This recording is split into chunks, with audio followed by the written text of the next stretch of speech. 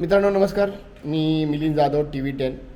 मी आज रत्नाकर करडे साहेबाकडे आलेलो आहे, जे सहाय्यक उद्यान अधीक्षक आहेत.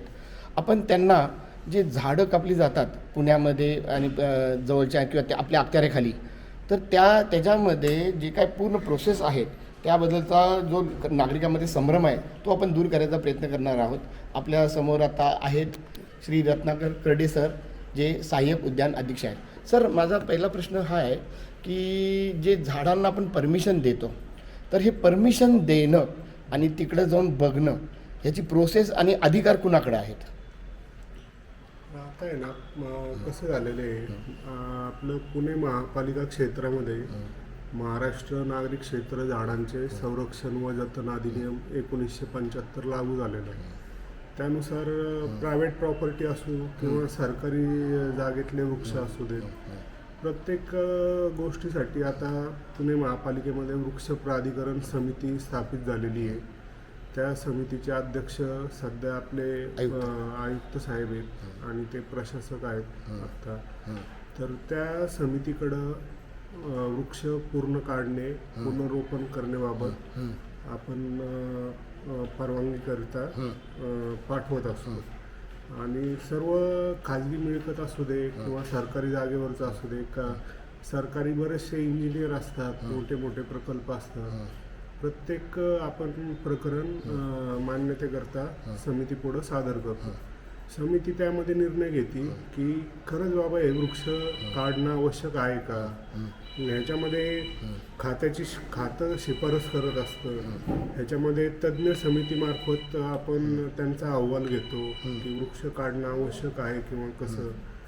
त्या सर्व गोष्टींवर चर्चा होऊन अध्यक्ष निर्णय घेतात की खरंच बाबा हे वृक्ष काढणं आवश्यक आहे का, त्याचं पुनरोपण करणं आवश्यक आहे का, हे वृक्ष काढण्याची आवश्यकता नाही आहे, याबाबत निर्णय समितीमार्फत होत. छान सांगितलं तुम्ही, डिटेलमध्ये सांगितलं. पण माझा प्रश्न असा आहे की परत एक म्हणजे त्याचा सब प्रश्न असा म्हणा की ग्राउंड लेवलवर ते कोण तपासतं, कोण जातं आणि तो अधिकार कुणाकडे आहे? ग्राउंड लेवलवर आपले आता आपण क्षेत्रीय कार्यालयावाईज सर्व कामकाज विभागणी केलेली आहे. प्रत्येक क्षेत्रीय कार्यालयामध्ये वृक्ष प्राधिकरणाचं कामकाज पाहण्यासाठी हॉर्टिकल्चर मिस्त्रींची नेमणूक करण्यात आलेली आहे. त्या भागातले हॉर्टिकल्चर मिस्त्री त्यांच्याकडं प्राप्त झालेल्या अर्जानुसार स्थळ पाहणी करून त्यांचा अहवाल वरिष्ठांकडे सादर करतात. छान. हॉर्टिकल्चरचा तो अधिकारी बघतो, तुम्ही फक्त ते काउंटर चेक करत असाल. तर सर, मग त्यांनी परमिशन दिली ते माहिती घेऊन आणि त्यांच्या जे नियमात बसेल अशाच पद्धतीने ते कापायचे, किती कापायचे, कसं कापायचे ह्याच्या परवानग्या देतात, बरोबर आहे. त्यानंतर त्या तुम्ही दिलेल्या परमिशनच्या व्यतिरिक्त जर काही चुकीच्या पद्धतीनं कापण्यात आलं असेल झाड, कुठल्याही पद्धतीनं ते तुमच्या नियमात बसत नाही अशा पद्धतीने कापण्यात झाल्यास, तर तुमची पुढची प्रोसेस काय असते त्यांच्यावर ॲक्शन घेण्याच्या बाबतीत? बऱ्याच नागरिकांना या गोष्टी माहिती नसतात की पर्यावरणाचं संरक्षण व्हावं किंवा यासाठी कायदे सरकारने कठोर केलेले आहेत आणि परमिशन घेऊनच काम करणं आवश्यक आहे. पण तरीसुद्धा काही नागरिक असतात ते परवानगीपेक्षा अधिक प्रमाणात विस्तार कमी करणे किंवा परवानगी न घेता विस्तार कमी करणे, अशा घटना शहरामध्ये घडत असतात. तर अशा प्रकरणामध्ये आपण तक्रारदार यांच्याकडनं लेखी अर्ज, तिथं पुरावे त्यांच्याकडनं घेतो. त्या ठिकाणी जाऊन पंचनामा केला जातो.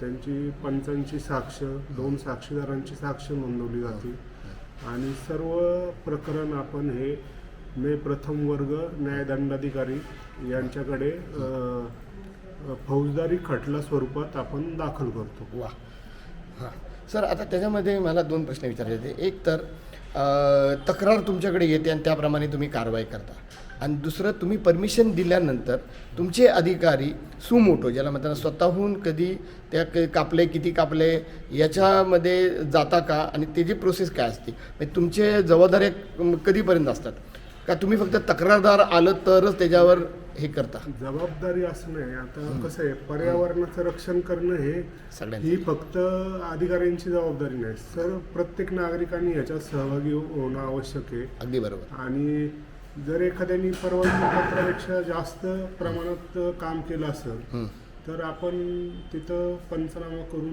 पुढचं कोर्टामध्ये खटला दाखल करण्याबाबत योग्य ती कार्यवाही करतो. बरं, माझा दुसरा प्रश्न असा आहे की आता तुम्ही म्हटला की पंचनामा त्याचा करण्यात येतो, तर तक्रारदार जर असेल तर त्यांना पंचनाम्याची ती प्रत, कारण त्याच्यावर त्यांची सहीसुद्धा असते, साक्षीदारांची सही असते, तर त्यांच्यावर सही असतात त्यांना ती प्रत मिळण्याबाबत तुमचं काय स्ट्रॅटेजी किंवा काय तुमचे नियम आहेत? तसं ओरिजिनल पंचनामा हा एक प्रतच असतो, पण अशी ही माहिती नाही आहे की बाबा ही उघड करू शकत नाही आपण, किंवा ही Confidential. देशाला खतरा आहे, हां. अशा प्रकारची ही माहिती नाही आहे. त्यामुळं ही सर्व सार्वजनिक माहिती असल्या कारणाने ही सर्वांना, म्हणजे तक्रारदार असू दे किंवा साक्षीदार असू दे, पंच असू दे, ही सर्वांसाठी म्हणजे त्यांना ती कॉपी मिळायला पाहिजे. माझं परत म्हणजे ह्याच्यामध्ये की खास करून जर तक्रारदार मागणी करत असेल, साक्षीदार मागणी करत असेल आणि त्यांना पुढं त्यांना त्या प्रोसेसमध्ये सुद्धा त्या सुनावणीमध्ये त्यांची भूमिका असणार आहे, अशा वेळी त्यांना पंचनामा ची एक प्रत म्हणतो मी, ओरिजिनल म्हणत नाही मी, त्याची एक झेरॉक्स कॉपी प्रत मिळणं हे किती महत्त्वाचं वाटतं तुम्हाला? त्यांना आवश्यक त्यांना असेल तर आपण महापालिकेमार्फत प्रत देऊ शकतो त्यांना. त्यात म्हणजे लपवण्यासारखं असं काही नाही की हे कॉन्फिडेन्शियल आहे, ही दिली नाही पाहिजे, असा काही विषय नाही. ह्या बाबतीतच आमची थोडीशी तक्रार आहे. आता मी परत 3 केसेसवर येतो मुद्दा, म्हणजे माझे बेसिक प्रश्न झालेले आहेत. आता माझा प्रश्न 3 सोसायटींवर आहे. एक आहे सुदक्षिणा सी म्हणून सोसायटी आहे, हे तिन्ही कोथरूडमध्ये आहेत. सुदक्षिणा सी, त्यानंतर दुसरी सोसायटी जी आहे ती न्यू अजंटा ॲव्हेन्यू हां, आणि तिसरी जी आहे ती स्नेह पॅराडाईज, हे मोठं संकुल आहे, त्याच्यामधलं धवलगिरी म्हणून सोसायटी आहे. या तिन्हीचे स्टेजेस वेगवेगळे आहेत. तर याचा फॉलोअप करत असताना असं लक्षात आलेलं आहे की हॉर्टिकल्चर मिस्त्री किंवा हॉर्टिकल्चर जे अधिकारी आहेत ना, ते हे टाळाटाळ करतात आणि दुर्लक्ष करतात. अगदी पंचनाम्याची कॉपीसुद्धा आज तिन्ही ह्याला मिळालेली नाही आहे. तिन्ही वेगवेगळ्या स्टेजेसवर आहे सर. हां, त्यातली एक तर अजून पंचनामा व्हायचा आहे, 2 तर त्याचे पंचनामा कॉपी मिळत नाही आहे, आणि तक्रारदार असू दे नाहीतर मागणी करणारे नागरिक असू देत, ते दमलेत, इतकी वेळ झालेला आहे. तर अशा वेळी तुम्ही म्हणजे मागचा इतिहास काय, तुम्ही म्हणजे त्या संबंधित अधिकाऱ्यांनी ॲक्शन घेता का नाही घेता? कारण का असं काही दिसत नाही ॲक्शन घेतलेली, असा माझा प्रश्न आहे. मी विशेष करून 2 नावं घेतो, एक राजेंद्र क्षीरसागर आणि दुसरे जे आहेत ते देवीदास भुजबळ साहेब. मुद्दा मी हे दोन्ही हॉर्टिकल्चर आणि कोथरूडचेच होते. त्याबरोबर मी आणखीन एक नाव ॲड करतो, अनिल साबळे सर होते, अतिशय चांगले अधिकारी म्हणून मी त्यांचा अनुभव घेतलेला आहे. त्या तुलनेने हे 2 अधिकारी अतिशय त्रासदायक आणि निसर्गाला हानी पोचवणारे असं माझं मत आहे, आणि त्यांच्या ह्या तक्रारी मी तुमच्यापर्यंत पोचवतो आहे. तोही विषय आहे. त्यामुळे तर मी हा विचारला की पंचनाम्याची परतच देत नाहीत आणि काही थातूरमातूर कारणं सांगतात, कॅमेऱ्याला सुद्धा ते घाबरत नाहीत. अशा वेळी तुमची काय ॲक्शन असेल सर, एक वरिष्ठ अधिकारी म्हणून? नाही, पंचनाम्याची प्रत न देणं हे चुकीचं आहे. त्यांना समजपत्र देण्यात येईल. बरं, त्यांना समजपत्र देण्यात येईल आणि पुन्हा ते असं करणार नाहीत अशी. सर, आणखीन ह्याच्यामध्ये एक मोठा मुद्दा आलेला आहे याच केसेसमध्ये, पण मागंसुद्धा हा आलेला आहे. तक्रार जो असेल ना, त्यांना खूप धमक्या येतात.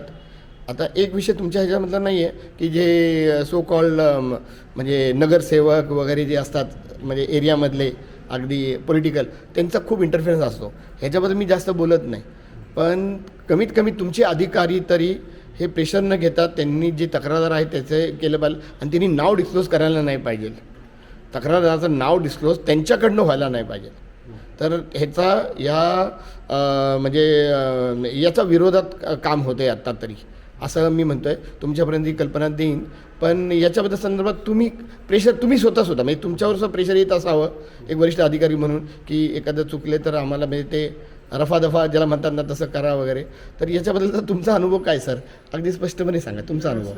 केस आपण अशा रफादफा म्हणजे काही करत नाही, पण गोपनीयतेबाबत म्हणाल तर तसं भारत स्वतंत्र झाल्यापासून असं गोपनीयतेचं काय राहिलेलं नाही. सगळं ज्याला त्याला स्वतंत्र अधिकार आहेत आणि जो तो आपापल्या परीने लढत असतो. पण आता चांगल्या गोष्टी, पर्यावरणाचं रक्षण करणे या कामासाठी सपोर्ट होणं आवश्यकच आहे.